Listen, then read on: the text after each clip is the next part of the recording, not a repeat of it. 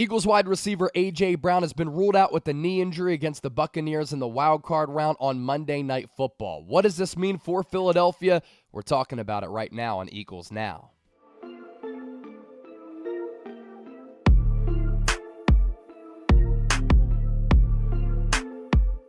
Some breaking news to get to here on this Saturday morning in the lead up to the Eagles wild card round matchup against the Buccaneers on Monday Night Football. You're watching Philadelphia Eagles Now by Chat Sports. I'm Chase Sr. Appreciate all of you for being here with us. So Brown ruled out against the Bucs with that sprained knee that he suffered in the regular season finale against the New York Giants. And coming up on today's show, what this means for this Eagles team, how this impacts the game plan for Philadelphia. Did Nick Sirianni make the wrong decision in playing the starters in the regular season finale? And we also have some other Eagles injury news to get to. First, make sure you subscribe to the channel. We're 325 people away from 70,000 subscribers. Get your Eagles news right here, and when there is breaking news, we bring you coverage every single day, year-round. So Adam Schefter with the news just moments ago that wide receiver A.J. Brown, who worked hard in his rehab to try to make it back this week, out for Monday night's wild card game against the Buccaneers due to that sprained knee. Brown has made enough progress that if the Eagles do advance, he could return for the divisional round, but he's out on Monday night. And Nick Sirianni just confirmed that it was always going to be a stretch for A.J. Brown to play. Hasn't practiced throughout this week. Of course, the good news is that Brown can return next round in the divisional round, potentially, but can the Eagles even get there? That is a realistic question at this point, considering how poorly the Birds have played, having lost 5 of their 6 games, and they're backpedaling into the playoffs. A.J. Brown is arguably the Eagles' most talented player on both sides of the ball on this entire roster, and the Eagles are going to be without him for the first time since they traded for him on draft night following the 2021 season. And his durability, his skill set, his physicality, ability to pick up yards after the catch, him being a long ball threat, crossers over the middle, being vertical, coming down with 50-50 balls, that's made him one of the best wide receivers in the game the last 2 years, and a big reason why he was a second-team All-Pro this year. And this Eagles passing game has already really struggled, and now they're going to be without A.J. Brown here, a player who's had almost 1,500 yards in each of his first 2 seasons with the Eagles, which has been arguably one of the best stretches for a wide receiver in the history of this franchise. So with that, I ask you this. I want to gauge where the fan base is at and how you're feeling here.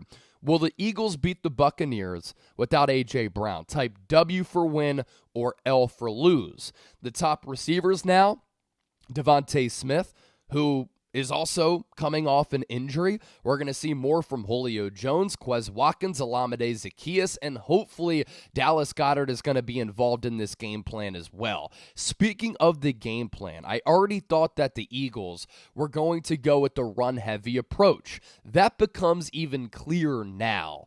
Jalen Hurts is dealing with the finger injury, more on him in a moment. A.J. Brown is now out. And Lane Johnson, I thought, made a really good point this week. We've talked about this here on the show, and Brian Baldinger has pointed it out during some of the Baldy's breakdowns when he's looking at the film.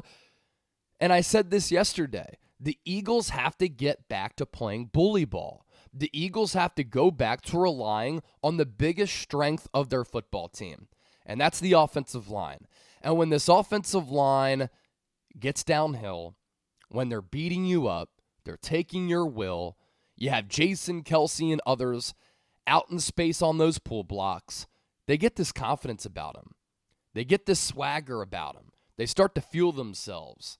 And Nick Sirianni in the team meetings this week even said, remember who we are. A talented team that's fast and physical. And I think that the Eagles have to go back to that take your will, beat you up, wear you down type of style, and that's how they kind of got here. And sometimes when you pay a quarterback big-time dollars and you see the growth of Jalen Hurts as a passer, you want to turn into a pass-happy team, but that is not the strength of this Eagles team, especially now. There's also going to be rain in the forecast, and you think back to what happened in that Week 3 game against the Buccaneers. they are pretty good on the interior of that defensive line. They're not bad against the run. But the Eagles ran it 40 times for 201 yards against Tampa Bay. And I really like the identity of the team and how they look, but also you're able to build the pass game off of the run game. And then within that run game, Jalen Hurts has looked a little bit healthier of late as far as his legs go. He can start pulling it down on the RPO. You can fake the handoff. He can roll out, throw it into the flat because that vertical game is not going to be there as much without A.J. Brown. And I think that's kind of going to be the game plan for Philadelphia, and I already thought that was going to be the game plan for the Eagles, and that becomes even more paramount now without A.J. Brown. And with the rain in the forecast, you're going to have to run the football. Now, I'd like to see the Eagles get creative in doing so. I don't think that they're going to be able to run for 200 yards on 40 carries like they did in Week 3 without having any types of creativity. I want to see pre-snap motion. I want to see some RPOs in outside zone. I want to see some end-arounds to a Quez Watkins, utilizing a fast player who's not good at catching the football, which is his actual job. And that's going to be on Brian Johnson and Nick Sirianni to come up with that game plan. Speaking of Nick Sirianni, did he mess up here in having the starters play in Week 18? He said that he stands by the decision. And I said going into Week 18 that the Eagles had to play their starters. The San Francisco 49ers started a lot of their starters, and they're the number 1 seed and had the number 1 seed locked up going into Week 18. The only player that they really benched was Brock Purdy. George Kittle had back spasms, and Christian McCaffrey was dealing with a calf injury. They still played, though, to stay fresh. And it was a different situation for the Eagles, who actually had something to play for. If the Cowboys lost to the Commanders, the Eagles could have won the NFC East. Philadelphia could have improved its seeding to the 2 seed or the 3 seed. And that Cowboys-Commanders game was actually pretty interesting and close for the entire first half. Hindsight is 20/20. And you can think back and say, Sirianni shouldn't have played his starters. But I think he should have. Because the Eagles were reeling. The Eagles were awful. They had to get some type of positive momentum going into the playoffs, and they had to play better because this Eagles team has played so awful, having lost 5 of 6 games going into the dance. And I thought that if you showed a pulse, if you were able to move the football, capitalize in the red zone, not have penalties, not turn the football over, all things that have held this team back, that going into the playoffs, you change your psyche and you get that level of confidence and you start to feel yourself once again for the first time in a really, really long time. Injuries happen in football. Yes, Metlife Stadium is the worst playing surface in the National Football League. And yes, unfortunately, A.J. Brown got hurt. Jalen Hurts hurt his finger. This Eagles team had to show us something, and they didn't. And that's why nobody has confidence in this team going into the playoffs. But I'm with Sirianni. I thought it was the right decision to play some of his starters.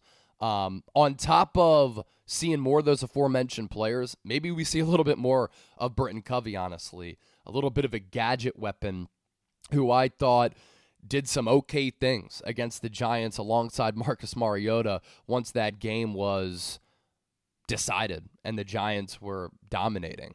As for some other Eagles injury news here, Jalen Hurts for the first time on Friday through this week.